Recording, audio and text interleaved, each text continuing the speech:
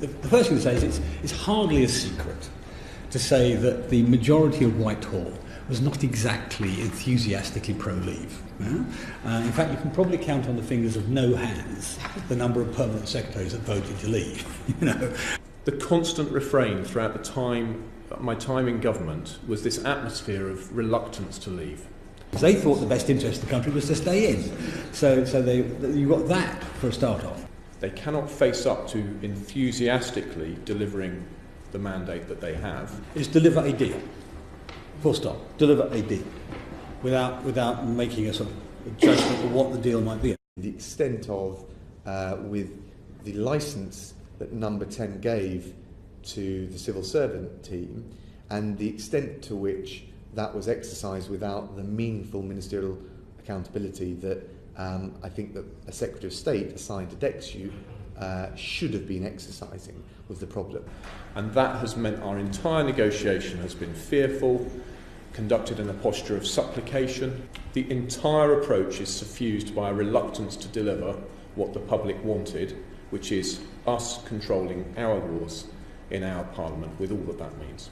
And the result is we have ended up with what I would describe as a Remainers Brexit. And that's the problem, that focusing on what they think matters about Brexit rather than what motivated 17.5 million people. The straw that broke the camel's back for me was the final iteration of the Northern Irish backstop. And I considered it a betrayal because the clear and unequivocal promises by the government in manifestos and on the floor of the House and in speeches and in policy documents was that we would be able to leave the EU's customs union, leave the EU single market and bring an end to free movement of people. Regularly overruled. So, for example, after President Tusk made his offer of security cooperation, participation in institutions of research, innovation, education and culture, he also offered an advanced free trade agreement, all sectors, no tariffs, you know what he offered. Once he'd made that offer, I was very pleased because it matched the policy which DExEU ministers had decided, and I wanted to start putting it in my speeches. And one speech in particular, I remember, was edited by Number 10 to remove references to that offer, because of course it was not the offer which the system as a whole wanted. Under this deal, where we were to go ahead with it, the Free Movement Directive would continue to apply because of the implementation period. We would still effectively be a member of the customs union and the single market. The jurisdiction of the ECJ would continue.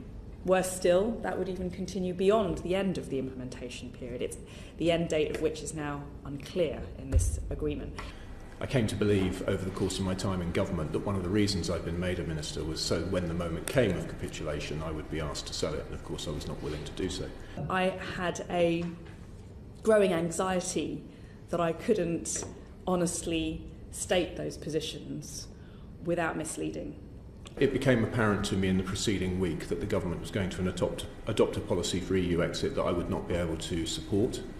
Indeed, I declined a number of meetings in the preceding days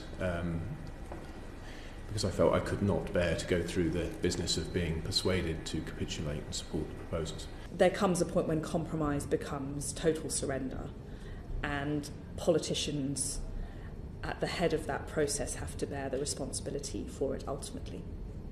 It's difficult to be too damning about the attitude that's been brought to the negotiation. For me, that ultimately is a betrayal, to be offered in a treaty, taking the British people and our nation down a route which wasn't their expectations or what was offered.